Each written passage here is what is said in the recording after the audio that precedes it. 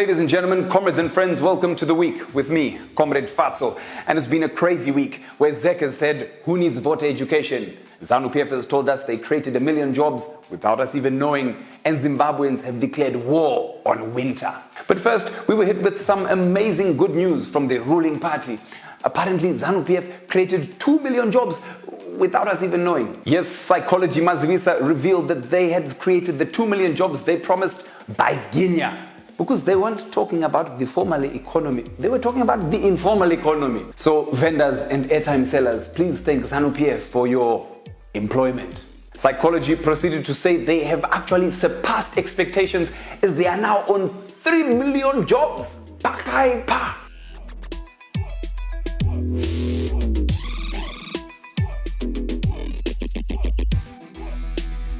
Mablitsa,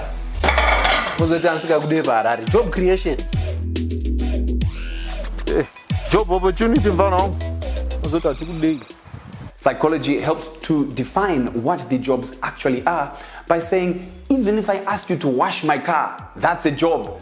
So imagine how many jobs dust has created. I guess what can you expect from a guy whose brother is called immigration? So Twimbos went wild with the hashtag jobs Zanu created. Here are some of our favorites. Purveyors of literary works, mobile photography studios, broadcast licensing compliance executive.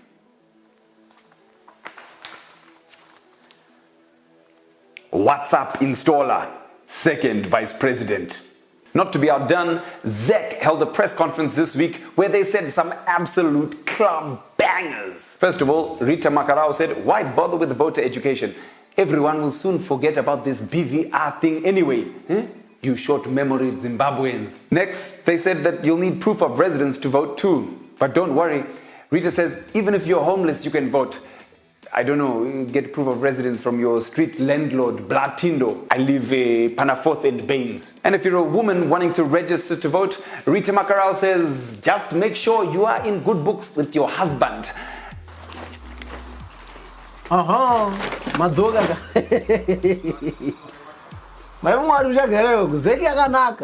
Good behavior. Here's now vote. This people. I read. Proof of residence didn't lie. Ain't that some sexist bullshit? Almost as sexist as activist Linda Masarira saying women's revealing clothing invites sexual violence. WTF? Comrade.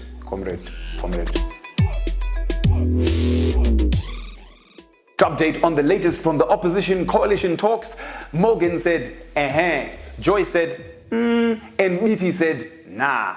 And Zanu went, yes. Are you an aspiring politician? Do you want to run in the 2018 elections?